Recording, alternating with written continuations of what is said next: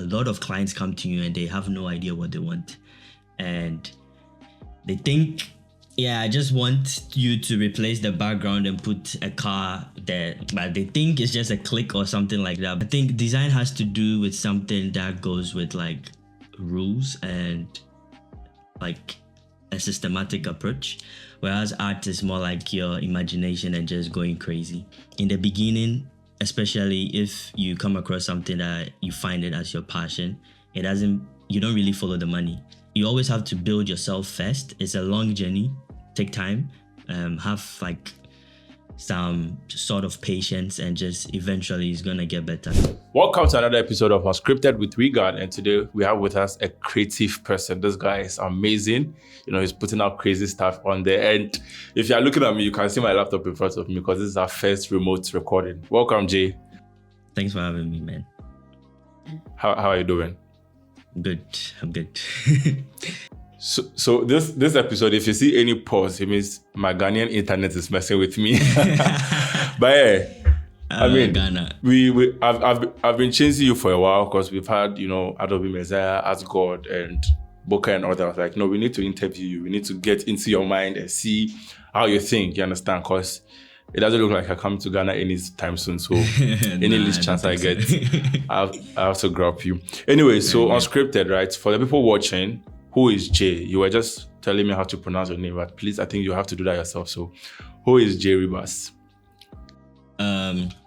Well, my real birth name is Juan Carlos Ribas, but Ghanaians usually find it hard pronouncing the Juan, so I just made it Jay because they always leave that one out. So I just give it to them. Just say Jay, and Jay has been my brand name everywhere I've been, and it stuck with me. So I'm a digital artist. I do 2D, 3D. I do videography, photography as well. But my main job is a 2D artist, and that's what I do. Where did this journey start from? Because I visited your portfolio recently. Like I said, you're very creative, right? Some of the work you put out there, the videos and all that. Where did the journey start from? From Ghana, and maybe going outside, discovering that this is something you wanted to do and all that. It's okay. So I was in Ghana. I come from a creative family. My mom is like a fashion designer, and my dad also had some creativity in him. And growing up, because my mom was in the fashion industry, I usually, when they do photos of like models and stuff, she's always like, just Photoshop that to the photographers. So I'm like really familiar with the word Photoshop, but I didn't know what it was. To me, I thought it was just like a beauty retouching software or something like that. But I think there was a part in my life where I was really sick, so I was stuck at home, and my brother had this like chunk folders of just softwares, and I was just going through, and one day I saw Photoshop. I was like, Photoshop, this is familiar. Let me try it. So I opened it and I saw like a lot of things I didn't understand. I was like, what is this? And I closed it. I didn't visit it back to like a couple of months later. I opened it again and I was like, damn, this is actually really good. And I started using it. I started creating some stuff. And growing up as a kid, I used to draw a lot as well. So I kind of like transformed that into Photoshop, and with months and a year later, I was into graphic design, making posters, making logos and stuff, and it was fun. So that is how my journey began. It's by accident. So were you in Ghana at this point, or you were? Yeah, I was in Ghana. I just moved out of Ghana like 3 years ago. I've been in Ghana my entire life. You don't want to come back? I want to come back for the kinky. No problem, we got you. So I mean, you were self-taught for most of the parts, like for the beginning part, right? Mm-hmm. How was the learning journey? So that if someone is watching and they want to kind of get into it, or maybe they also started because of as an accident, they can also pick a few things. Okay, so first off, I like to say I graduated from University of YouTube because YouTube is where I learned. YouTube is what made me what I am. Plus, I just mistakenly started playing music on my end. Yeah, that also happening to me right now. Yeah, so yeah, I just started watching YouTube tutorials and it was interesting. And I was just, copying whatever it is that is there. And I just try to recreate whatever it is and add my own touch. People usually, I get a lot of DMs and stuff asking me like, what type of tutorials or what should I watch?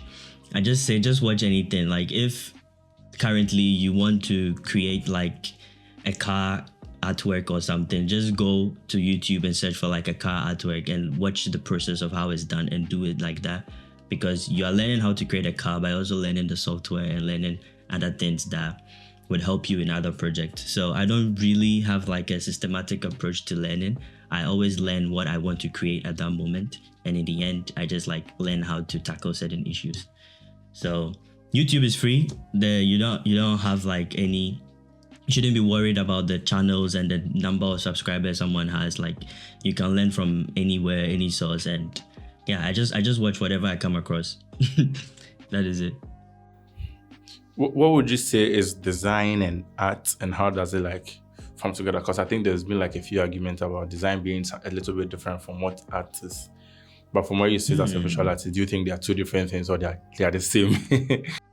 That is an interesting question, and I think they are kind of different, because a design, I think design has to do with something that goes with like rules and like a systematic approach, whereas art is more like your imagination and just going crazy. I mean, currently there are like this contemporary art around, people putting bananas in museums and stuff and calling it art. This is like craziness and stuff in art, but you can't really call that a design because it doesn't follow basically any elements. I mean, that's why we have like elements of design. It's not like really elements of art. So I think design and art is two. If you're a designer, you are more someone who like, for example, logos and posters and stuff, these are things that come with information for you to follow, a systematic approach. But art comes in when you have like a bit of creative freedom and you can just, go crazy with it. So yeah, that is what I think about the difference between those two. Which means, Jay, you are doing more of like the art part, if I'm correct. Yeah, I'm doing because you more mentioned you are more. I started as a designer. Oh, okay. I mean, that's a good place to start from. So what? And wait, do you think the design part kind of gave you like some fundamentals, or let me say, foundations to help you with the art part?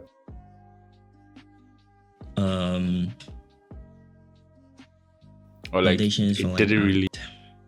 Okay, so first of all, I would say you shouldn't really be eager to create the most perfect thing. You should try to start creating something that you're just happy with, even if someone else might look at it and judge. If you are happy with it, it's okay. But there's one thing about art as well, which is the lack of inspiration, and a lot of people like to copy. So I mean, they say the great artist is the ones that know how to copy or know how to steal. You should try to also look at other works in your field and things that are like around the niche of what you want to create, and try to implement those things in your artworks and try to, like create or even recreate it. I mean, they are in the beginning stages. There's like a lot of stages where you create something but no one sees it, but it's more of creating for yourself to, enhance your skills and stuff like that. So just always keep creating and search for inspiration. You said you discovered art as an accident or design as an accident, right? Yeah. How long did it take you to start making money? Cause definitely, if even if you are doing it for passion, you at a point can kind of like start thinking about monetizing whatever you're doing. Because you are buying gears, you're investing into softwares and all that, right? How long did it take you? And to that point, what was like keeping you going? So for me in the beginning, it was definitely not about money. The money aspect came in from my brother, because he was like, bro, you can do this. Like, you should turn it into a business. And I'm like, I don't know, bro. I'm just having fun. I'm just having fun. Like, but I was a kid. This was, I don't know, I was like 15 or something. And my first job was a birthday invitation card. But I liked the idea of it because the guy told me to design it like a credit card. Oh. So the credit card number was cool. like the date of the birthday, and the where the name is like the location and stuff. It was a really good idea, and I loved it. And he paid me 50 cedis for that card design, and that was my first ever like paycheck. And holding that money, I was like, yo, yeah, this is something. This is real. I mean, it's not a lot back then. Nah, it still wasn't a lot, but to get something from something you actually really enjoyed doing and not even thinking about the money and everything like that. And I looked at it, I was like, okay, wait, I want more of this. This could be a thing. So it did take a while, probably like 2 years before actually landing, like real jobs and stuff like that. But in the beginning, especially if you come across something that you find it as your passion, you don't really follow the money. You need someone to kind of push you to the business front of it, and for you to actually accept that, okay, this is my passion, but it shouldn't take everything out of me. I need to gain something as well. Happiness is good, but we need money to survive, basically. So it's a while. People usually go inside creating an art directly for the money, but I see those people failing a lot, because just like 3 months into everything, first of all, you haven't built a portfolio, you haven't built anything to show clients and stuff like that, but you are charging outrageous money and stuff because this is what people are charging. So you always have to build yourself first. It's a long journey, take time, have like some sort of patience, and just eventually it's gonna get better. Some people get lucky and they land huge gigs in the first few weeks of their career, but it's not always the way, and it's not that easy. So yeah, just be patient. Interesting. What is like a typical creative process for Jay? Say a client comes and say, hey, we want you to create this. You mentioned art is usually from imagination, right? So even if they give you information, you have to now come and imagine and then create something. What is like from clients approaching you to give you the brief, to you taking that, doing your research, maybe building your sketch, your mood board, and then like the final piece? So usually the projects that I currently work on, they are really long-term projects. So it's a bit flexible, because they might give me a job that's like maybe due in like 3 months or in 2 months or something like that. So I have a bit of time, but I never let that get to me and be like, oh, this is like far. So I usually get it done within the first 2 to 3 weeks. So what I do is I get a project, and before accepting it, I always read and try to visualize exactly where this is gonna end. Because there are some projects because you feel that you have the skills and you're good, you just immediately accept it, but later you see that, wait, this is actually difficult and this is way too much for the money they are paying me. So I always take a while to reply to my clients and stuff like that, because I try to imagine everything to the end goal and see the job process involved. And if I like it, and if it's going to be an interesting one, I accept it. And the first thing I do is I forget I have the job immediately. Because if you constantly think about it, the mind is funny. If you're constantly thinking about something, sometimes you don't get the craziest idea. You need to be a bit absent for it to spark. Okay. And then for you to get back into it. So I usually distract myself in the first couple of days. Maybe I watch movies, or I go outside, I go to the gym or something like that, just distracting myself. But I have it at the back of my mind. Like, I have the Photoshop interface in my mind, just placing stuff around and thinking. So when I sit behind the computer, I already know everything that I want to do before I start moving my mouse. So I am someone who likes to plan everything before starting something, basically. That is my process. Yeah. And you do that here in your head? Yeah, because you mentioned that I'm always working and Photoshop clicking around in my head. You're the second person to say that on the show. Who was the first? I think it was Yaboka, Kojo Dion. Yeah, he also said he when he started, he had to kind of capture the whole Photoshop interfaces in his head. You guys are crazy.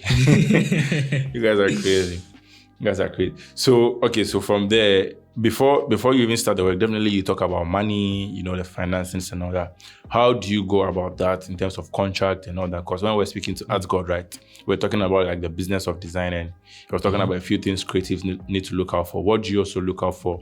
How do you go about charging? How do you value your work in terms of money and all that? It's different because I have two different types of clients.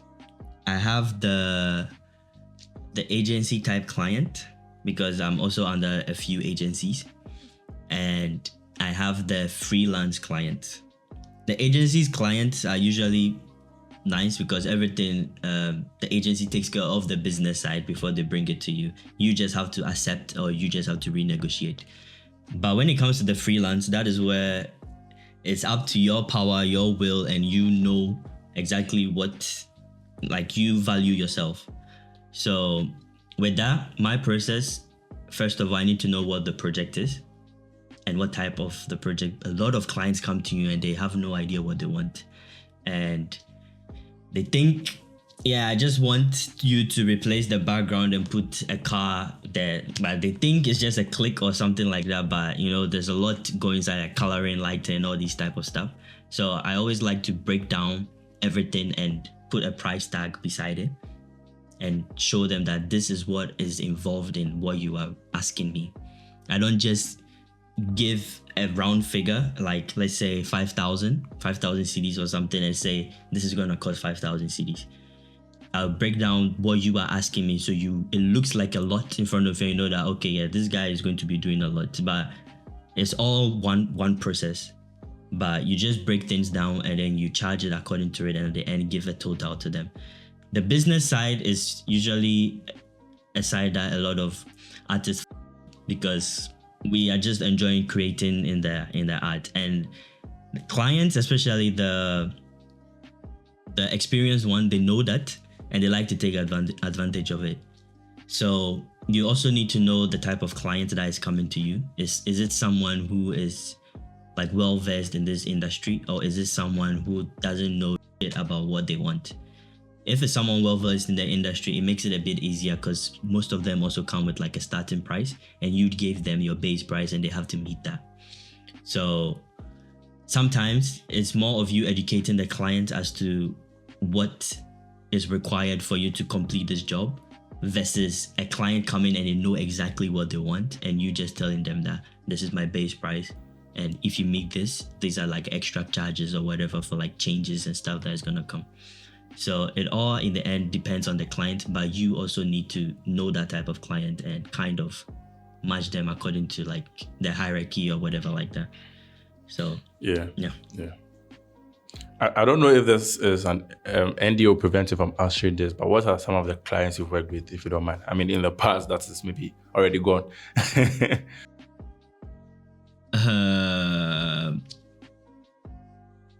Okay, currently there are some I can't say, but in the past I have worked with in Ghana. I think one of the huge jobs I landed was with Woodin, the fashion brand. And then I also did a job for this TV station, MX24. I don't know if they still exist. That they were starting up, and me and a couple of guys, we kind of handled their like introduction stuff, like their visuals and their photos and their videos and stuff like that to launch the TV station. And also, I worked in the football industry, GFA, but yeah, I don't want to get into the details of those things because the Ghanaian industry, there's a reason why I left Ghana. The Ghanaian design industry is not too good, and yeah, but I did some jobs for the GFA as well. This was in my graphic design days. Yeah, and also for a few restaurants in Ghana. I don't know, there's some restaurants in East Legon and stuff like.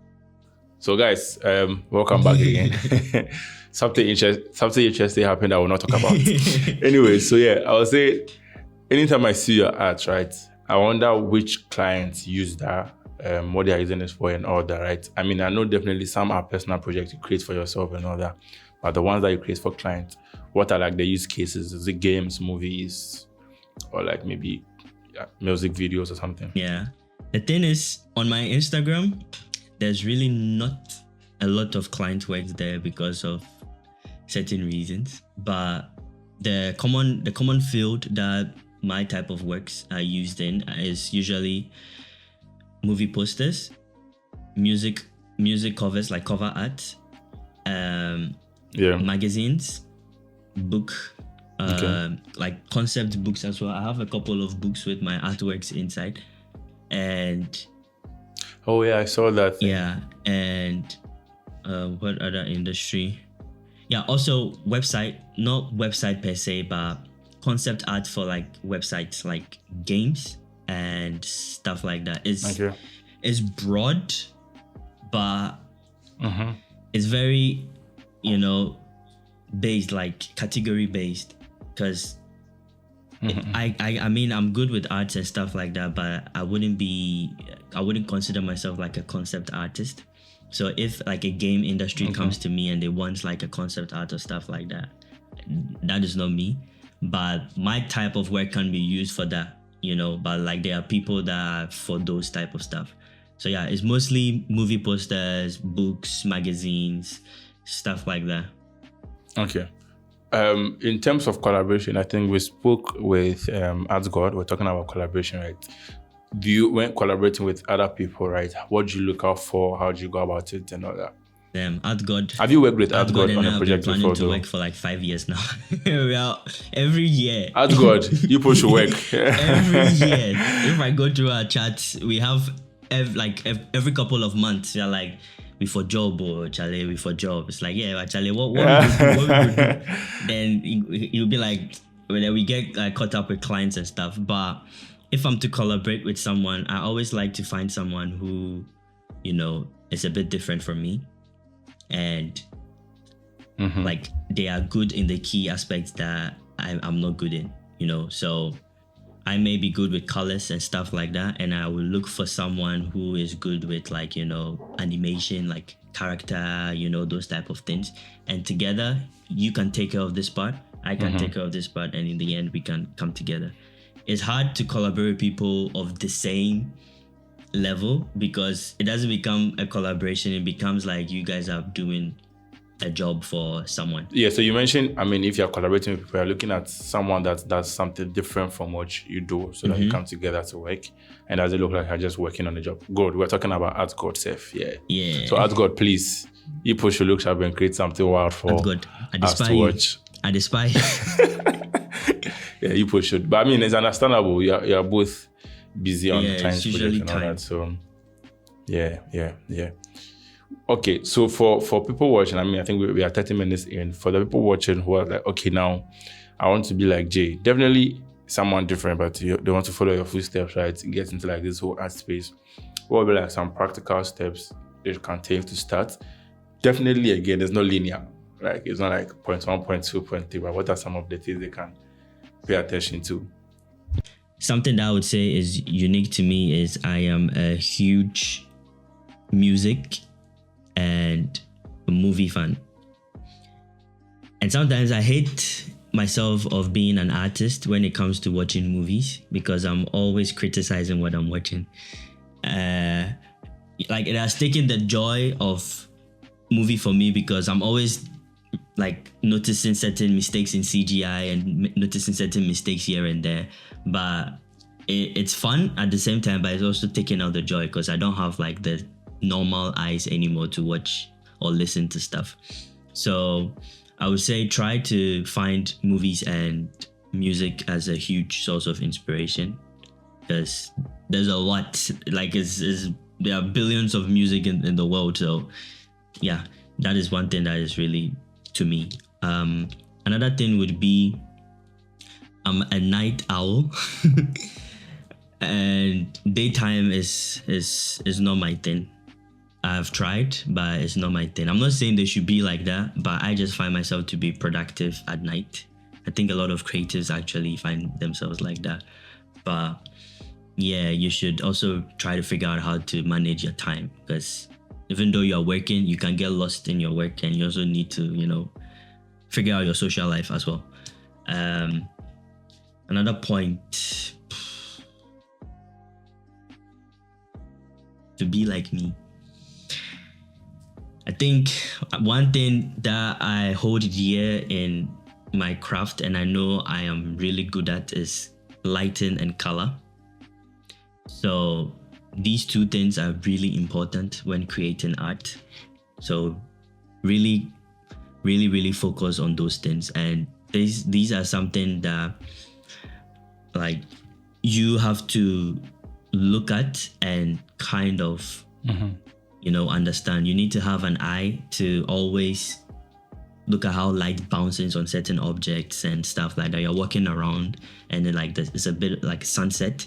You just like stand, pause, and look around to see how the sun, this color, it looks orange or violet, bouncing off certain materials, and capture that. So anytime you find yourself in that situation, try to create art, because in the end, art is like you're trying to recreate realism.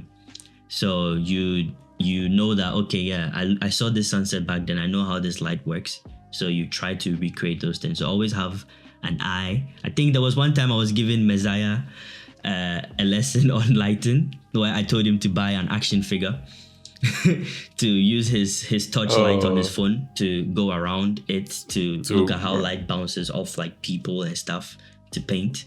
So yeah, always try to use things around you to create, and as references are really important when it comes to art. You might think you have all the answers, but you finish it and you look at something and be like, damn, I could have done it this way. You didn't search. So always look for references as well. Yeah, I think. Wow, you made someone go buy action figure. Oh yeah, I should say you still get the action figure. When it comes to softwares, right? What are some of the ones you use in your day-to-day workflow? Photoshop is my baby. That software is my. I use Unreal Engine a lot as well. I use DaVinci, but I only use it for color. I can't edit in DaVinci. I've tried, so I just color in DaVinci and I edit in Premiere. But I hate the Premiere color interface. I'm in love with the DaVinci interface. So DaVinci, Unreal for videos, Photoshop for my photos and creating and stuff. And also there's this like LAKEY software that I use for the people that have iPads and they want to like draw with the iPad but also use Photoshop. It's called AstroPad. What it does is it basically turns your iPad into like a Wacom tablet, and you can paint on it on your PC basically. Yeah, so that is a very good software, and right now it's part of, because in the beginning I used to use my mouse to draw, which was insane. Yeah, that would be it was crazy. Yeah. I thought I was good with it, but after using a pencil, this guy right here, after using it, I was like, nah, you need to change. Like, it's good. You have to invest in certain things and just use it. So yeah, these are my main softwares: DaVinci, Photoshop, Unreal Engine, and AstroPad. Your recent short film you posted on Instagram and YouTube, you did everything yourself? Everything. I didn't even have to. How was it? Because I mean, that's crazy to even shoot one scene, move camera, position again, shoot another scene, and I think it was more than a minute long, if I'm correct. It took me 2 days to shoot that video. Just look at that. Because I lost the sun. What was? Oh, okay. So you had to come back again. Yeah. Interesting. Interesting. Did you picture everything in your head before going to shoot, or you kind of freestyled? How do you call it? Yeah, freestyled. your way? There was a lot of freestyling and there was a lot of planning. And I think the 2 days also helped because after the first day, I did a rough edit and I looked at the scenes that, I could actually reshoot and actually take, and things that are missing to, tell the story. Because in my head, the first day, I thought I was done. But I got back and I saw some changes. I was like, I have to go back tomorrow. So it was a challenge, but it was fun because in the end, you don't really have to think about what someone else is thinking, like beside you. It's just all about you and you're just in your own little bubble, in your zone, just doing your stuff. So there was a lot of tripod movements and it's hard because you also kind of need to look at the angle if you have the angle right and pretend, also act and be like someone is shooting you. But yeah, I planned every shot. I wrote like the shot, like I scripted it and I knew exactly what I wanted. But there was still a lot of freestyle shots because I know like, oh wait, the way this light is looking now, this might look good from this angle. Let me just shoot it from here. So, these type of stuff. And one thing about filming is good to overfilm. It's good to have so that you have more footages and stuff to choose from. Okay. You might shoot something and be like, oh yeah, this is the shot, but it doesn't hurt to do it again, because maybe in that tiny camera thingy, the screen, that, oh yeah, this looked good, but you come on the PC and be like, damn, it was out of focus. So it's always good to, make backups. I think every shot in there, I did it like 2 or 3 times, sometimes 4 times. And I just kept watching and then I just edited the part that I want out of it. So yeah, there were some parts where I was actually holding the camera this way and just looking around and acting like, to give a bit of shakiness and stuff and realism. But people were passing by and I'm like this and I'm just acting like, what is this guy doing? Well, is he okay? Exactly. But yeah, you don't have to really think about what others are also thinking of you when you're creating your stuff. Like as an artist, craziness is part of the job.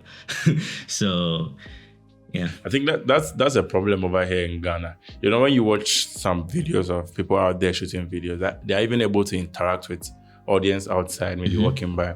You try that in my country, you might get slapped.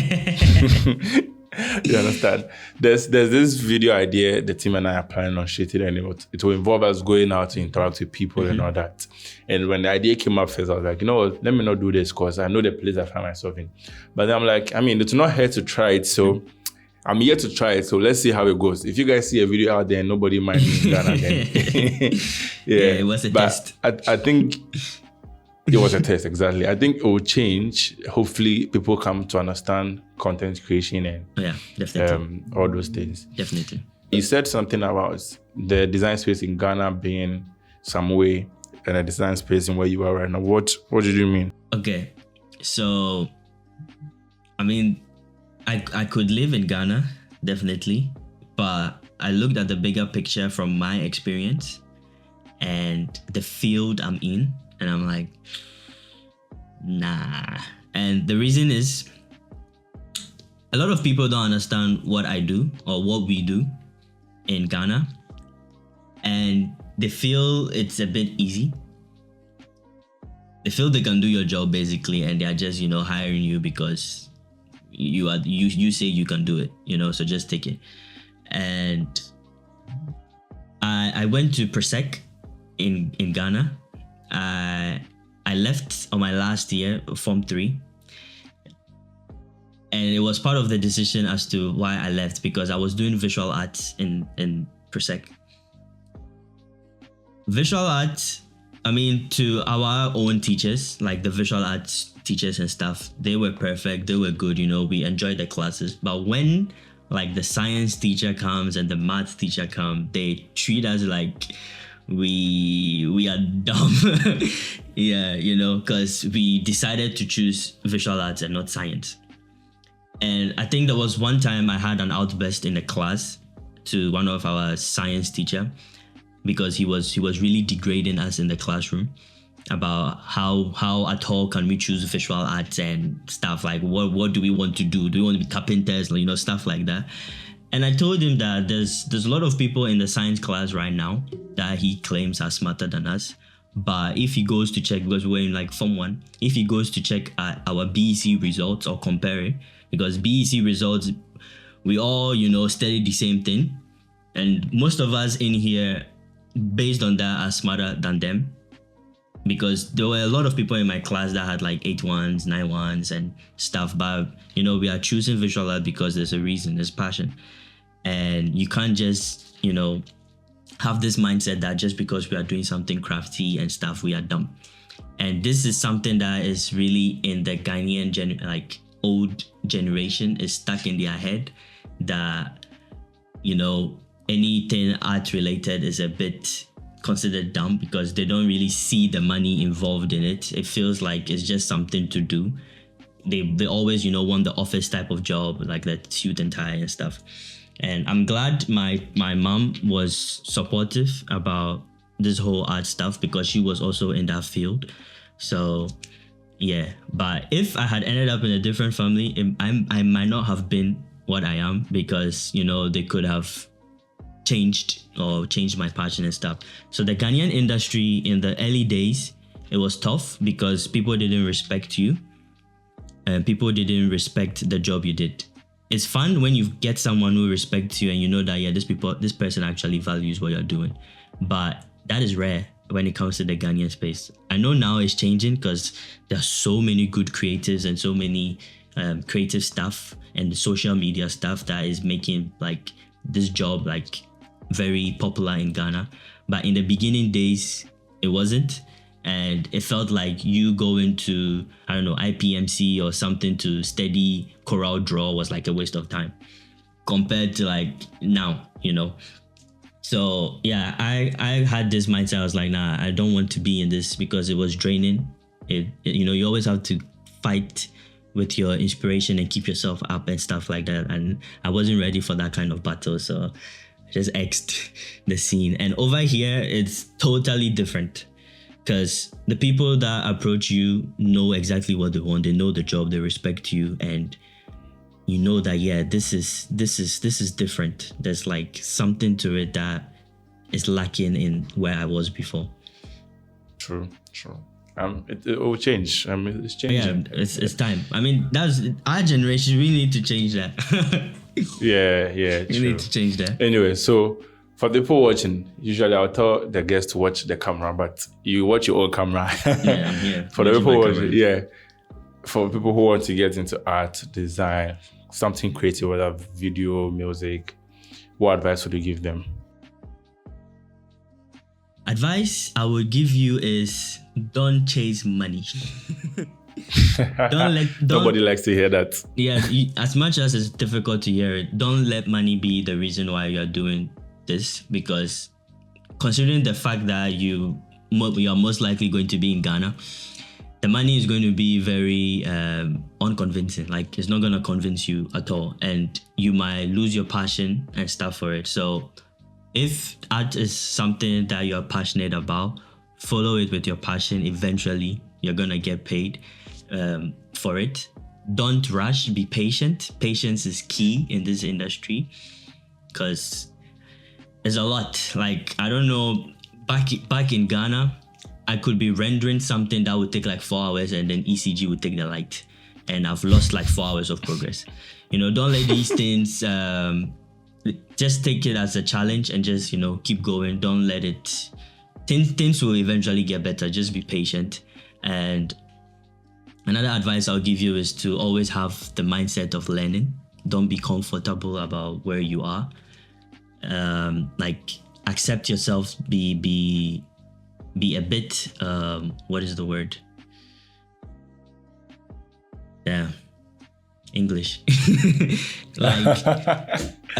Make yourself little, belittle yourself. That's not the word I want to use, but that's the meaning. Like, belittle yourself and basically belittle yourself so you can learn from people. Don't always have the mindset that you know everything.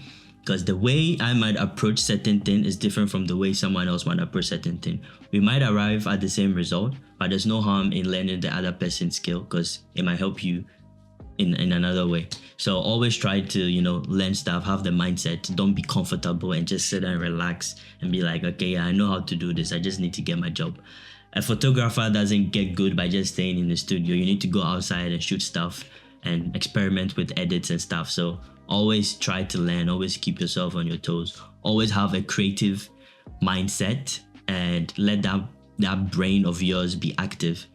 Let it be the reason why you wake up in the morning, to be creative, and don't let it be like a second reason to your life or something, because it is your passion and there's nothing more better in life than making a living out of your passion. So know the reason why you started something and just, keep it up. There are setbacks, especially when you find yourself in Ghana, but don't let that discourage you from doing what you want to do. Just reminding me of the joke that someone said, if you're born in Ghana, I think you are 1-0 against the world or something, against life or something like that. Facts. Anyways, last session called repeat and complete, right? So I'll say a phrase and then you repeat it and complete it. All right, so first one, when I'm not working, you can find me. When I'm not working, you can find me watching movies. I watch a lot of movies. Crazy. Yeah, it's not surprising. The movies that you spot for yourself, but anyway. Yeah. One thing people will be surprised to know about me is... I don't know if this counts. Okay, wait. The question is, one thing people will be surprised about me. One thing people will be surprised about me is the fact that I'm Ghanaian. I grew up in Ghana. I speak Ga, I speak Twi, I speak English. And I know it might come as a surprise to a lot of people. People feel like I've been in the country for so long, but like Ghana was just like it just be 3 years ago. You know, chair like that. So I'll be Ghanaian. I'm a full Ghanaian. Or Tichi. Tichi. For third one, the first app I open in the morning is... The first what? The first app. Ooh. The first app I open in the morning is Gmail. It's on my home screen. Like I open it all the time just to check. Yeah, it's Gmail. Adulthood. Yeah, adulthood. If I could have any superpower, it would be... If I could have any superpower, it would be to steal other people's powers. Yeah, bad guy.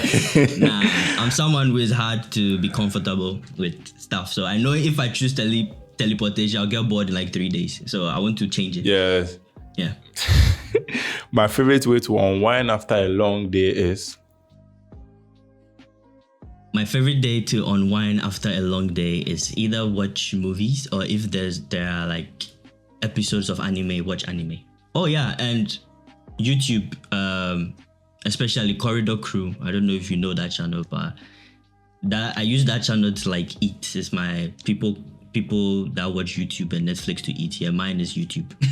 So yeah, YouTube. Corridor what? Corridor Crew. I'm checking it right now. Oh yeah, they do like VFX breakdowns and they invite directors and staff to, break certain elements in movies and stuff. It's fun. Very, very fun. Cool.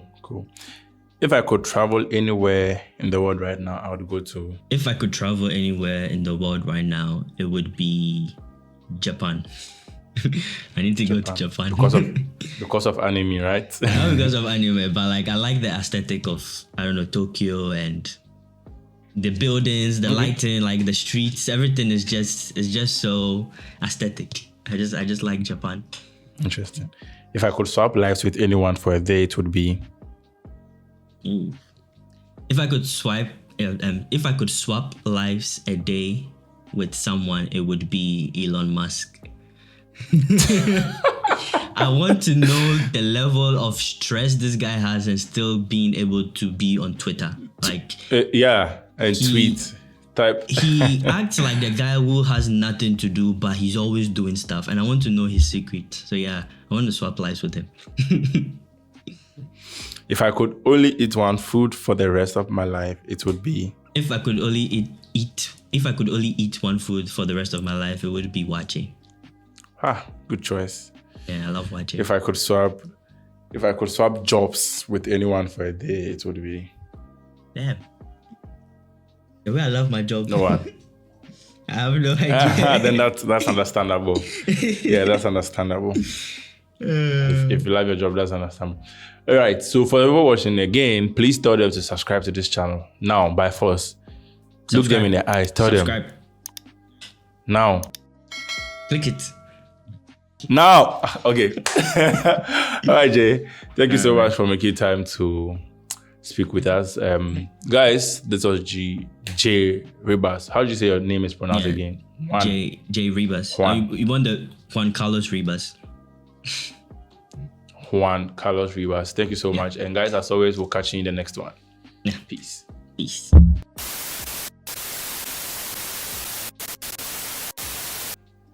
And for your art, because I mean, when I say the work, some of the arts you create, right? I'm wondering where they are being used. I know most of them are like personal projects and all that.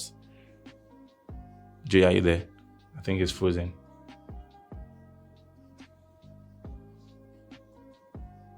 Drum roll. Drum roll.